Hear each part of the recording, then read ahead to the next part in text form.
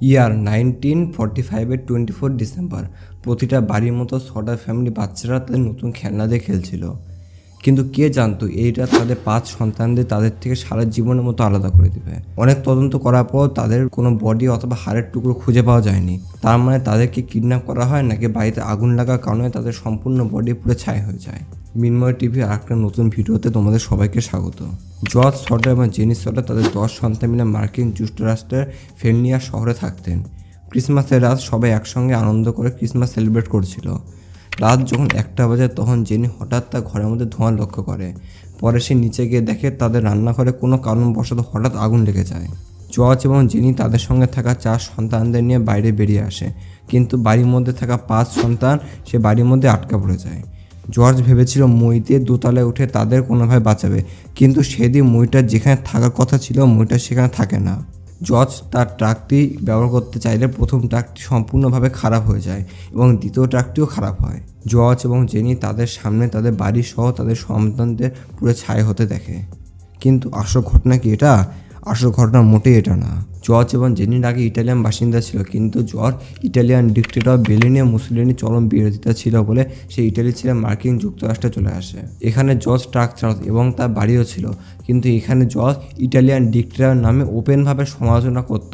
এটা জেনেও যে এইভাবে আলোচনা করলে তার বিপদ হতে পারে, কিন্তু সে কোনোদিন কোনো প্রকার ভয় দেখায়নি। জর্জের ওয়াইফ জেনি একজন হাউস ওয়াইফ ছিল। 24 ডিসেম্বর বাচ্চারা তাদের নতুন খেলনা দিয়ে খেলছিল।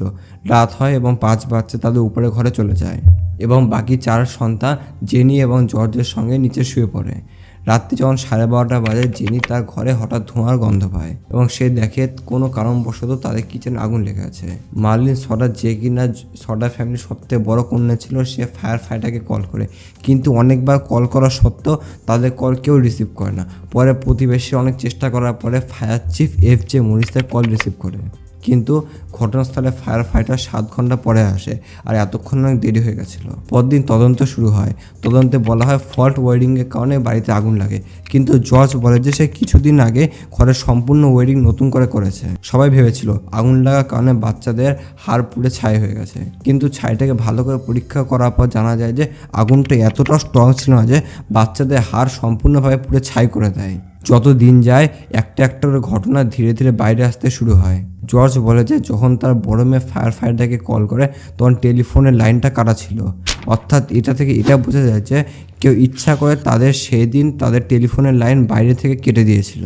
জেনি বলে রাত 12:30টার সময় তার কাছে একটা ফোন আসে এবং ওই পাশ থেকে একটা মহিলা খুব জোরে জোরে হাসছিল এবং তার স্বামীকে খুঁজছিল। মনে হচ্ছিল সে একটা নাইট পার্টিতে আছে। জেনি বাড়তি কথা না বলে রং নম্বর বলে ফোনটা কেটে দেয়। এর থেকে এটা বোঝা যায় যে যখন মহিলাটা ফোন করেছিল তখন বাজে রাত্রি 12:30 এবং যখন তাদের বাড়িতে আগুন লাগে তখন বাজে রাত্রি 1টা।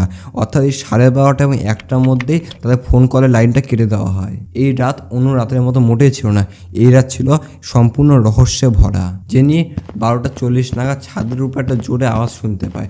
মনে হচ্ছিল কোনো একটা জিনিস ছাদ থেকে গড়ে করে নিচে পড়ছে, কিন্তু জেনি এই ব্যাপারটাকে অত মোটেই গুরুত্ব দেয় না এবং সে আবার ঘুমিয়ে যায় এবং তার কিছুক্ষণ পর অর্থাৎ রাত্রি 1টার সময় তাদের বাড়িতে আগুন লাগে। জর্জ এতক্ষণ এটা সম্পূর্ণভাবে বুঝে গেছিল যে তাদের 5 সন্তানের মৃত্যু হয়নি, তাদের কিডন্যাপ করা হয়।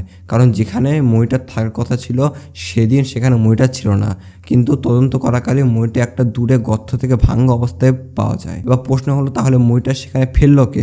এবার মইটা ভাঙ্গা অবস্থাতেই বা কেন রইল? এবং তাছাড়া এটা কিভাবে সম্ভব যে দুটো ট্রাক আগের দিন পর্যন্ত সম্পূর্ণরূপে ঠিক ছিল সেই দিন দুটো ট্রাককে একবারই খারাপ হতে হলো? জর্জ মনে করে জর্জের বাড়িতে একদিন একটা ইন্স্যুরেন্স এজেন্ট এসেছিল এবং সে তাকে বাড়ি ইন্স্যুরেন্স করতে বলে, কিন্তু জর্জ কোনো ইন্স্যুরেন্স করে না বলে ইন্স্যুরেন্স এজেন্টটা রেগে গিয়ে তাকে বলে যে তুমি সেদিন বুঝবা যেদিন তোমার বাড়িতে আগুন লাগবে। এবং এই ঘটনাটা হওয়ার কয়েকদিন পরে তার বাড়িতে সত্যি সত্যি আগুন লেগে যায়। এক বাস ড্রাইভার বলে তিনি রাত্রেবেলা কিছু লোককে বাড়ির মিটার বক্সে কাজ করতে দেখে এবং একটি মহিলা বলে তিনি এক দম্পতির সাথে একটা হোটেলে এই একই রকম দেখতে 5টি বাচ্চাকে দেখে। বাচ্চাদের দেখে মনে হচ্ছিল তারা খুব ভয় পেয়ে আছে এবং সে দম্পতিগুলো ইটালিয়ান ভাষায় কথা বলছিল।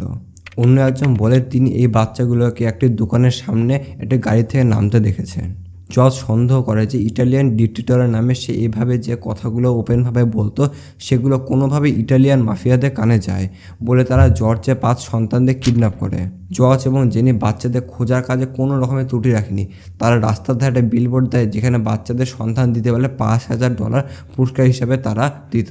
এই খবর তারা নিউজ পেপার থেকে শুরু করে সম্পূর্ণ জায়গায় পাবলিশ করে, কিন্তু অনেক দিন কেটে যাওয়ার পরও তাদের সন্তানদের কোনো রকমের সন্ধান পাওয়া যায়নি বলে তারা পুরস্কারের মাত্রা বাড়িয়ে $10,000 পর্যন্ত করে। কিন্তু তার 22 বছর পরে জেনির কাছে একটা অদ্ভুত এবং রহস্যময় লেটার আসে।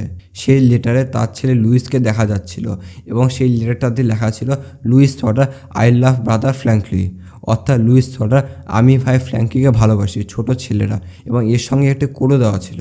তারা এই লেটার পাওয়ার বিন্দুমাত্র দেরি না করে তার সঙ্গে সঙ্গে এফবিআইকে দেখায় এবং এফবিআই লেটারটির ব্যাপারে তদন্ত শুরু করে।